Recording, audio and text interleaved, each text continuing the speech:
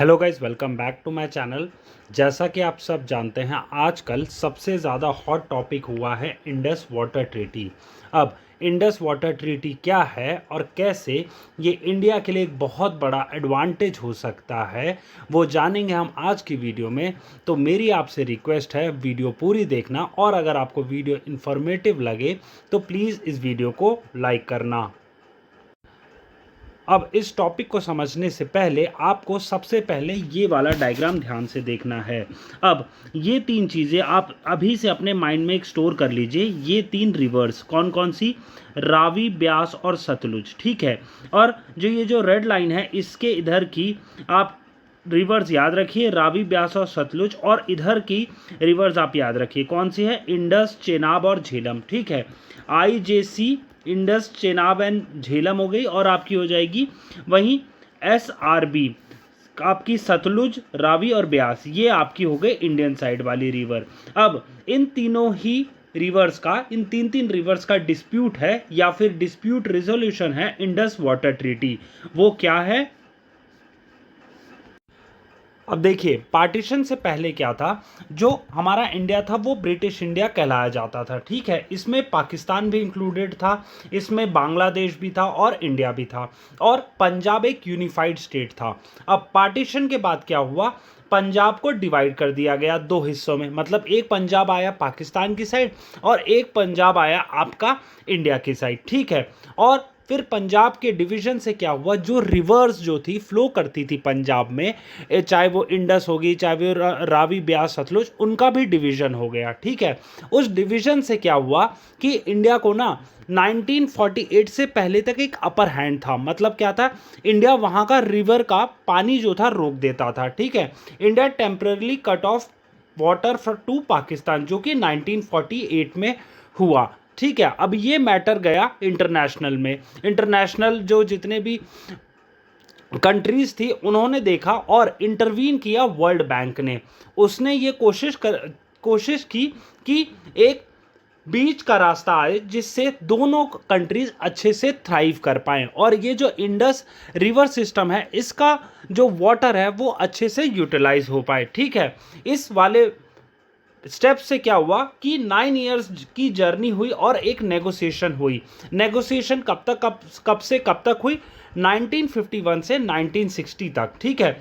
इसमें क्या हुआ कि रिवर को डिवाइड करने की कोशिश की गई, ठीक है। डिवाइड करने का किसने हेल्प किया? वो था आपका वर्ल्ड बैंक ने।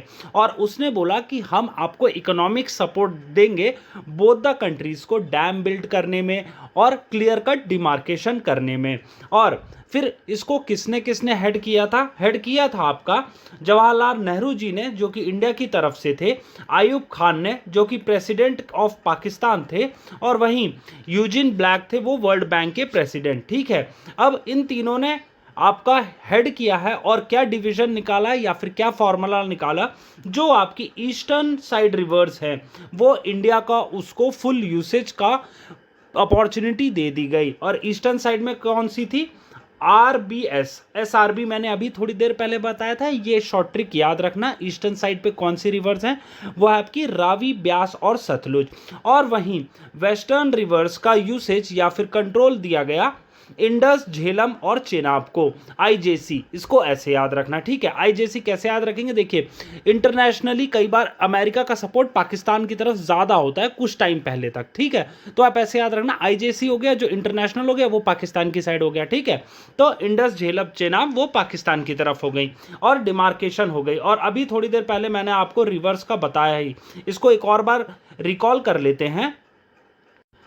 रिकॉल करने में देखिए, ये रिवर्स मैंने आपको बता दी SRB करके ना। SRB आपका इंडियन साइड होगी, जो कि ईस्टर्न साइड रिवर्स हो गई, और वहीं IJC आपकी हो गई पाकिस्तान साइड में, ठीक है। वापस आते हैं हमारे PPT पे। इन दोनों ईस्ट और वेस्ट साइड वाली रिवर्स के अलावा पाकिस्तान को दिया गया 10 साल का टाइम पीरियड, उसको कहा गया ट्रांजिशन पीरियड। ट्रांजिशन पीरियड मतलब तक उसको बोला गया कि आप अपने डैम्स बना लीजिए, कैनल्स बना लीजिए to store water with financial aid. ठीक है, वर्ल्ड बैंक ने इंटरवीन किया ही था, मैंने थोड़ी देर पहले बताया। उसको 1970 तक बोला गया पाकिस्तान को कि आप डैम बनाइए, जल्दी से जल्दी अपने कैनल्स बताइए। और वहीं ऐसा नहीं है कि आपके जो वेस्टर्न साइड रिवर्स हैं उन पे इंडिया का फुल थोड़ा भी कंट्रोल नहीं दिया गया, कुछ कंट्रोल दिया गया विथ सर्टेन एक्सेप्शंस। वो एक्सेप्शंस थी आपकी कि इंडिया जो है नॉन कंज्यूमेटिव यूजेस कर सकता है। मतलब नॉन कंज्यूमेटिव यूजेस मतलब क्या है, हाइड्रो इलेक्ट्रिक पावर से बिजली जनरेट कर सकता है इंडिया। ठीक है, और उसके बाद विदाउट ऑल्टरिंग नेचुरल फ्लो, मतलब नेचुरल फ्लो मतलब जितना भी पानी आ रहा है उतना वो पाकिस्तान को जाने देगा, लेकिन आपका उसको कोई भी कुछ और उसका कंजम्पशन नहीं कर सकता। ठीक है, और वहीं डोमेस्टिक यूज, चाहे वो डोमेस्टिक यूज जैसे आपका ड्रिंकिंग का, वॉशिंग का, वो डोमेस्टिक यूज कर सकता है। ठीक है, बड़ी बड़ी कंपनीज जैसे इंडस्ट्रियल यूज उसका नहीं कर सकता। और वहीं तीसरा पॉइंट हुआ लिमिटेड एग्रीकल्चर, मतलब कितना क्यूसेक्स एकर्स दिया गया, 701,000 इतना एकर्स ऑफ वो एग्रीकल्चर के लिए इस्तेमाल कर सकता था या फिर इरिगेशन के लिए इस्तेमाल हो सकता था इंडिया के द्वारा। ये 3 पॉइंट्स हो गए जो कि इंडिया जो है western rivers, apart from western rivers चाहे वो इंडिया में बह रही थी, लेकिन उसमें एक इंडिया को एक थोड़ा सा लोअर साइड पे रखा गया इस वाली ट्रीटी में। ठीक है, लेकिन आगे क्या हुआ वो हम जानते हैं। इंडिया ने क्या किया कि भाखरा नंगल डैम बनाया, हरिके बराज बनाया, ब्यास सतलुज लिंक बनाया। और वहीं दूसरी साइड पाकिस्तान ने क्या किया, आपका मंगला डैम बना दिया, तारबेला डैम बना दिया, और उसने चाशमा और झेलम जो दोनों रिवर्स हैं उनको इंटरलिंक भी करना चालू कर दिया। अब क्या होता है कि हर एक कमेटी में या फिर हर एक जो ट्रीटी होती है उसके डिस्प्यूट रेजोल्यूशन के लिए कमेटी बनाई जाती है। इसमें एक कमेटी थी परमानेंट इंडस कमीशन, जो कि बायलेटरल कम्युनिकेशन था, मतलब दोनों पार्टीज में कभी भी कोई डिस्प्यूट होता है वो रिजॉल्व करेंगे।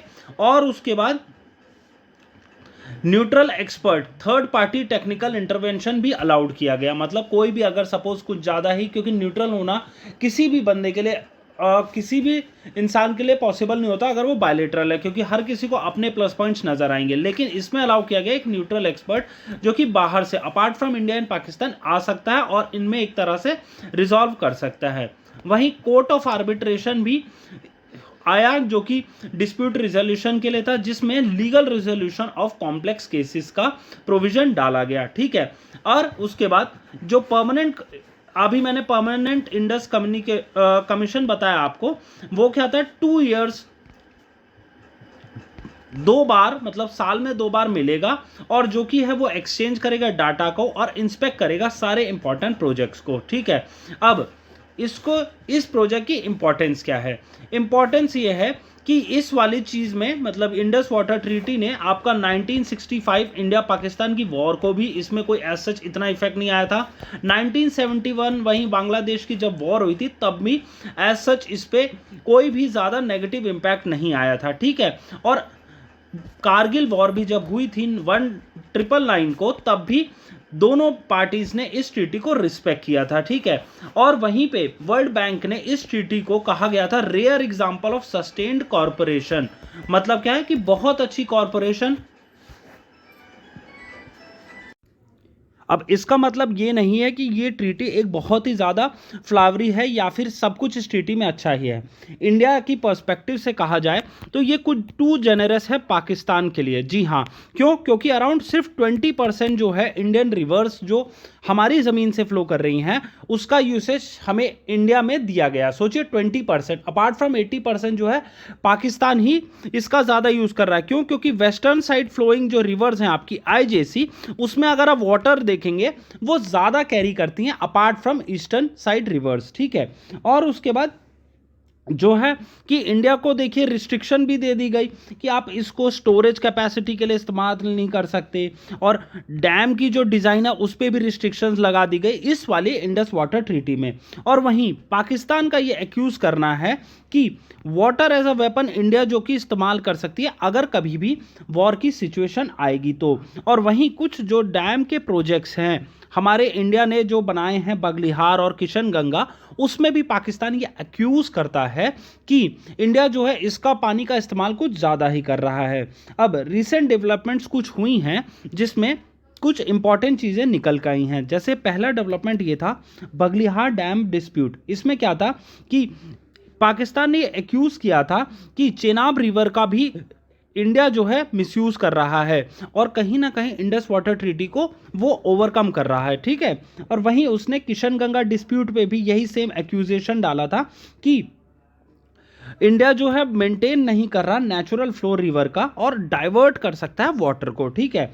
और वहीं उरी का जब अटैक हुआ था, मोदी ने एक, हमारे जो प्राइम मिनिस्टर मोदी जी हैं, उन्होंने एक बहुत इंपॉर्टेंट लाइन कही थी कि वाटर और ब्लड दोनों साथ साथ नहीं बहेंगे। हमारे इंडिया का जो मिसयूज या फिर जो हम अपना जेनरोसिटी दिखा रहे हैं उसका बहुत ज़्यादा पाकिस्तान मिसयूज कर रहा है। और वहीं 2023 में भी इंडिया ने कहा था कि ट्रीटी की, ये जो ट्रीटी बनी है इंडस वाटर ट्रीटी, इसकी भी सर्टेन मॉडिफिकेशंस हमें करनी होगी क्योंकि हमें जो हमारी जो यूसेज है उसके अकॉर्डिंग हमें 20% ही दिया जा रहा है, ठीक है। अब वहीं सबसे लास्ट डेवलपमेंट हुआ इस बार 2025 में। क्यों? क्योंकि अभी रिसेंट में जो पहलगाम में अटैक हुआ है, इसकी वजह से हमारे इंडियन गवर्नमेंट ने सस्पेंड कर दी है वाटर ट्रीटी, जो कि एक बहुत अच्छा स्टेप है अगर हमें अपने दुश्मनों को एक सही सबक सिखाना है तो। क्योंकि देखिए, आप कभी भी किसी से कॉर्पोरेशन या फिर कोऑर्डिनेशन तभी एक्सपेक्ट कर सकते हैं जब आप उसकी हेल्प कर रहे हों।